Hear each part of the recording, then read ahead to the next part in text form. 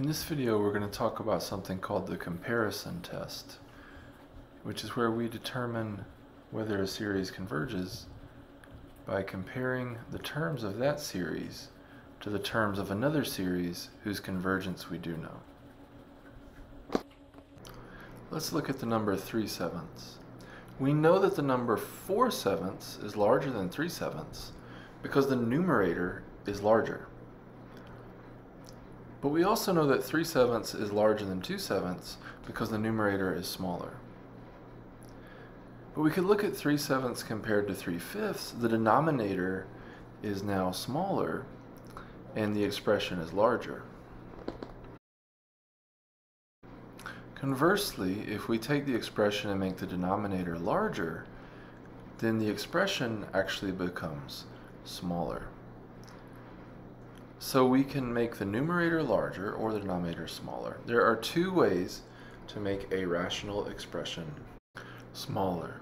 You can decrease the numerator or you can increase the denominator. Similarly, there are two ways to make a rational expression larger. You can increase the numerator or you can decrease the denominator. So if n is greater than 0, which is larger, n plus 3 over n squared or n plus 4 over n squared? Well, 4 is greater than 3, so n plus 4 is greater than n plus 3.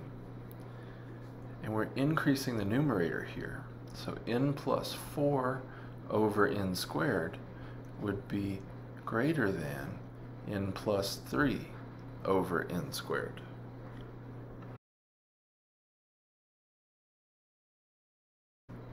Similar kind of question. If n is positive, which is larger?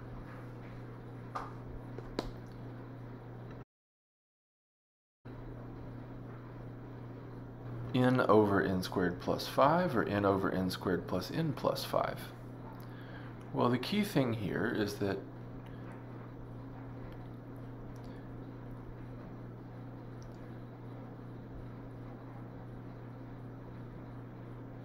n is greater than 0, so n squared plus n plus 5 is greater than n squared plus 5. And we're making the denominator larger here, so n over n squared plus n plus 5 would be less than n over n squared plus 5. Because anytime we make the denominator larger, that's going to give us a smaller expression.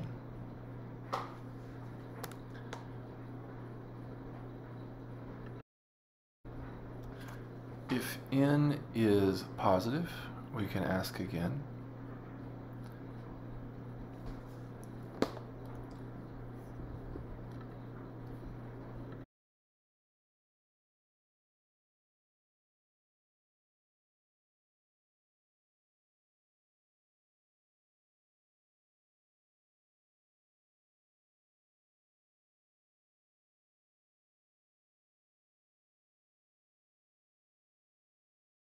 Which would go in the blank between n over n plus 3 and 1. Greater than, less than, equal, or it depends. And the answer is less than. So let's look at why. Well, we can write 1 as n over n. And then if we're comparing n to n over n plus 3, n plus 3 is larger than n. So this has a smaller denominator. I'm sorry, this has a larger denominator, and so it's a smaller expression. Now let's look at how we would use this in the context of determining convergence of series. And let's look at a series that we haven't yet encountered. Ask, does the sum from n equals 1 to infinity of 1 over n squared plus 5 times n converge or diverge? And this isn't one that we know right away. So we may not know this one, but we do know that the sum from n equals 1 to infinity of 1 over n squared converges.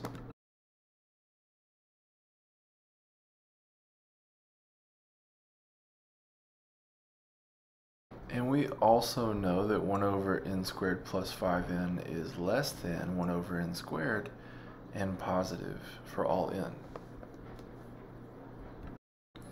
So we can reason out here that if 1 over n squared is a finite number that's larger than 0, we can think about on a number line this sum of this smaller but still positive thing, 1 over n squared plus 5n, is fitting between those two numbers from 0 and the sum that we know converges 1 over n squared.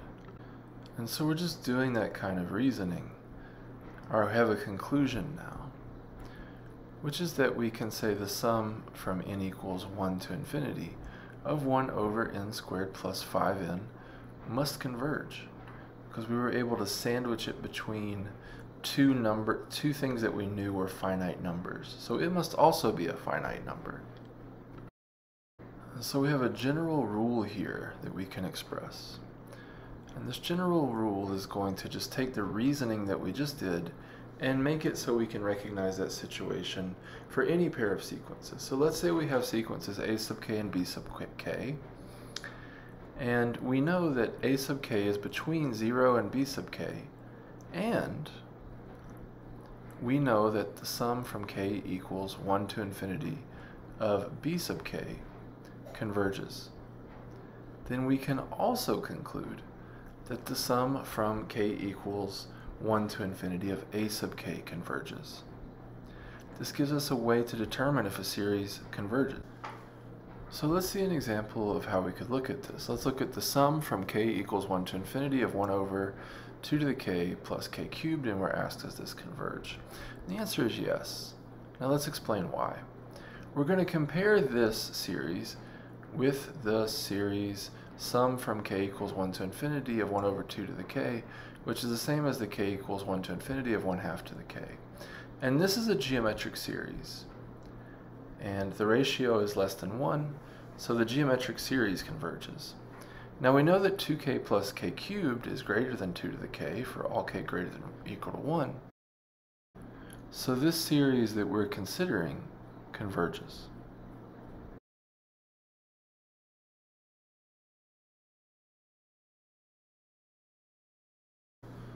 So there's another type of limit comparison test which can be used to show that a series diverges. Here we're just going to reverse the relationship between the two sequences a sub k and b sub k. So we're assuming that a sub k is greater than or equal to b sub k, which is greater than or equal to 0. And we're assuming we also know that the series from k equals 1 to infinity of b sub k diverges. If we know both of these facts, then we can conclude that the series k equals 1 to infinity of a sub k also diverges. So let's look at another similar example. Does the sum from k equals 1 to infinity 1 over k cubed plus 4 converge? The answer is yes. We're going to compare this series with the sum of 1 over k cubed, which we know converges because it's a p series with p strictly greater than 1. So then k cubed plus 4 is greater than k. So we have this squeeze where 1 over k cubed plus 4 is between 0 and 1 over k cubed for all k. And when we have those two facts together, that tells us that this series converges.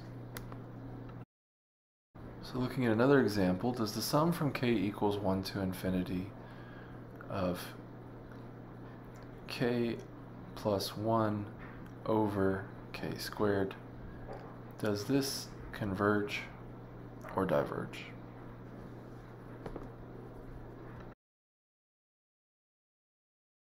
And the answer here is this diverges. So here's why. K plus 1 over k squared is greater than k over k squared, which is equal to 1 over k for all k greater than or equal to 1. So we know this, and also we know that the sum from k equals 1 to infinity of 1 over k diverges. And that's because it's a p series with p equal to 1. So since the series we're interested in is larger than a divergent series, that series that we're interested in is also divergent.